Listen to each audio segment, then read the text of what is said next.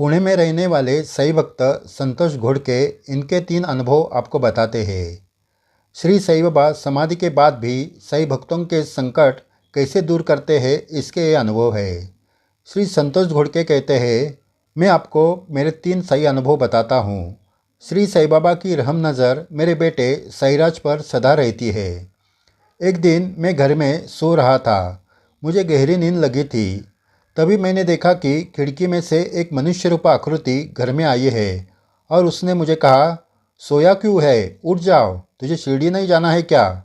उस आवाज़ से मेरी नींद खुल गई और मैं उठकर बैठ गया।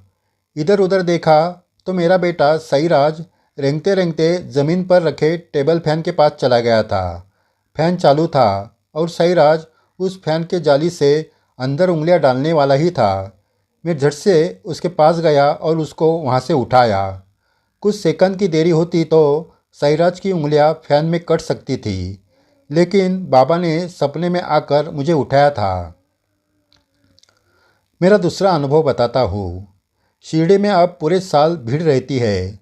तब ज़्यादा भीड़ होने के कारण समाधि को शीशे के ग्लास लगाए जाते हैं, लेकिन हम भक्तों को जब तक समाधि को स्पर्श करने नहीं मिलता तब तक दर्शन की संतुष्टि नहीं मिलती। एक दिन मैं शिरडी गया तो ऐसे ही समाधि को शीशे लगाए थे। मैंने समाधि का दूर से ही दर्शन लिया, मगर मन संतुष्ट नहीं हुआ। शीशे लगाने की वजह से मुझे समाधि का स्पर्श नहीं मिला। बड़ी अस्वस्थता के साथ मैं पुणे लौट आया, लेकिन मेरे मन से वो विचार जा नहीं रहा था।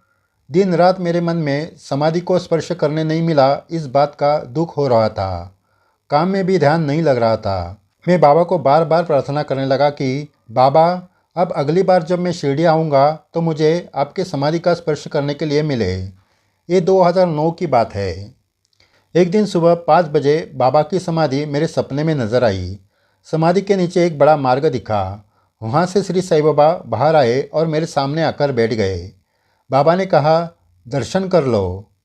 वैसे मैं उनके चरण कमल पर अपना सिर रखकर दर्शन लिया। मन संतुष्ट हो गया। तब बाबा बोले, तेरी रोज़ प्रार्थना चालू थी ना, हो गया ना तेरा समाधान। ये शब्द सुनते ही मेरी नींद खुल गई।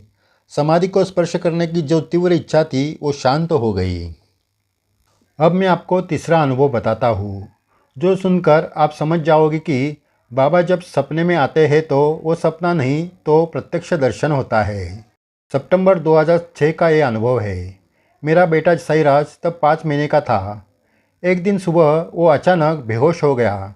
मैं और मेरी पत्नी घबरा गए। उसे लेकर हम पास के एक अस्पताल में गए। वहाँ होश आने के बाद कुछ ही क्षण में फिर से वो बेहोश हो गया। उससे डॉक्टर भी घबरा गए। उन्होंने अपनी कार निकाली और हम सबको लेकर एक बड़े अस्पताल में लेकर गए। कार में तो साईराज की सांसें भी बंद होने लगी। मैंने बाबा का नाम लिया और उसको उदी लगाई। उदी लगाने के बाद वो थोड़ा थोड़ा होश में आया था। अस्पताल में पहुंचते ही डॉक्टर ने उसे आईसीयू में भर्ती कर दिया। मैं और मेरी पत्नी आईसीयू के बाहर बैठे थे, बाबा का नाम ले रहे थे। साईराज की पूरी जांच करके डॉक्टर आए और उन्होंने उसकी हालत गंभीर है ये बताया। हम सन्न रह गए। अब हमें साईं बाबा के सिवा किसी का सहारा नहीं था।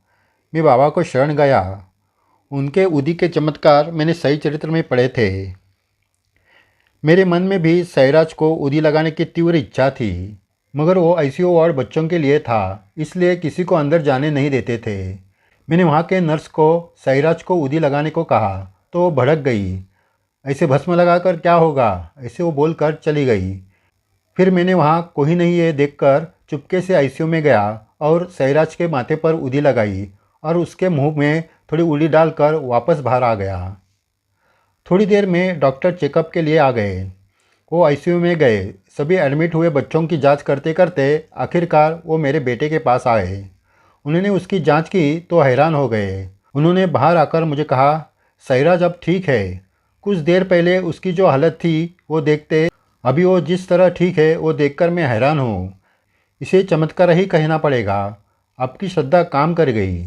डॉक्टर के शब्द सुनकर हमारे आंखों में आंसू आ गए।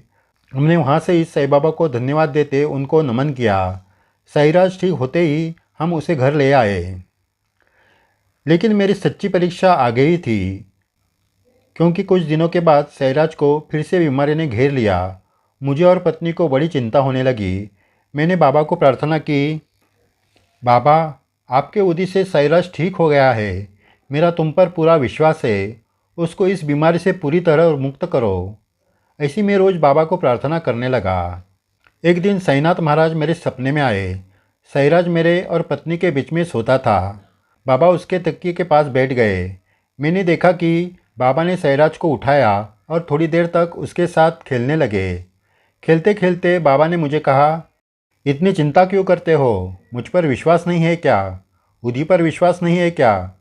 कोई चिंता मत करो, तेरे बच्चे को कुछ नहीं होगा। इतना कहकर बाबा ने अपनी झोली से उदी निकाली और साईराज के माथे पर लगाई। उनकी झोली में बहुत उदी थी, क्योंकि बाबा के पूरे हाथ में उदी लगी थी। वही उदी से भरा हुआ हाथ बाबा ने साईराज के सिर पर रखा और मेरी नींद खुल गई। साईराज बीमार रहता था, इसलिए हम लाइट लगाकर ही सोते थे। मैंने घड़ी की तरफ देखा तो सुबह के 4:30 बजे थे।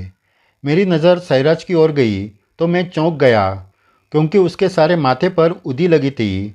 वैसे तो मैं रोज़ सोते वक्त साईराज को उंगलियों से उदी का छोटा सा टिक्का लगाता था, लेकिन उदी साईराज के पूरे माथे पर लगी थी।